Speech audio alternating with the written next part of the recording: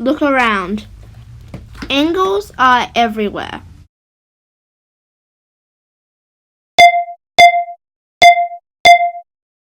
Literally. What exactly are angles? When two lines intersect, an angle is formed. In this picture, lines AB and AC meet at point A to form an angle. Engineers and architects use angles for designs of roads and buildings. Athletes use them according to the angles their arms and legs make to enhance their performance. But it's not just athletes that use angles in their movements.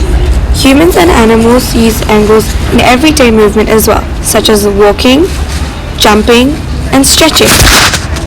Carpenters use angles to make chairs, tables, and shelves, while artists use their knowledge of angles to sketch portraits.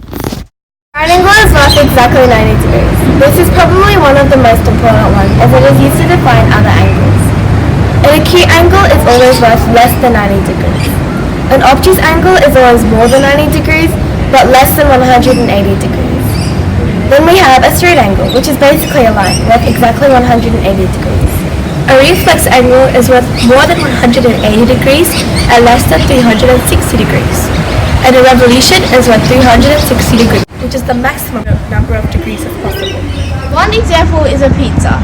Pizza is generally cut into 8 slices, so if you take one pizza slice, it makes an acute angle. You take 2 and it makes a right angle.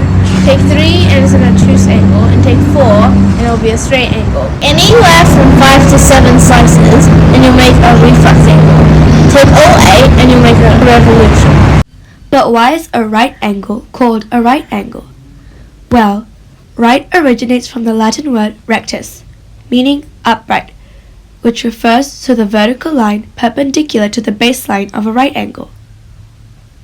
Angle comes from the Latin word angulus, meaning corner. You're probably wondering about acute angles as well, maybe even obtuse, or the rest of them. What about them? How did they get their names?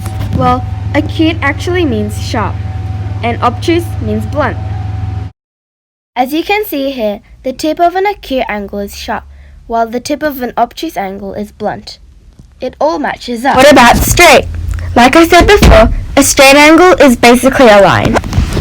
Reflex comes from the Latin word reflexus, meaning bending back. Revolution comes from the late Latin word revolvere, meaning roll back, also meaning full orbit.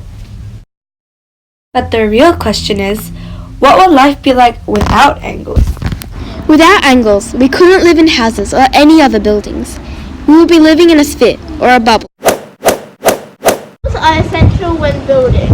If the wall is not perpendicular or 90 degrees to the floor, the building will collapse. Well, angles are needed in almost everything, really. Let's look at things standing upright, for example. These wooden blocks can't stand up without angles. Neither can dominoes. And buildings need angles to stand without collapsing. Have a look at how this car is parked. Without angles, all cars would have been parked in all different directions.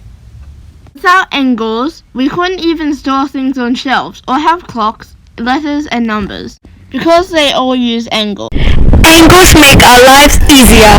Maths makes our lives easier. Maths makes everything possible.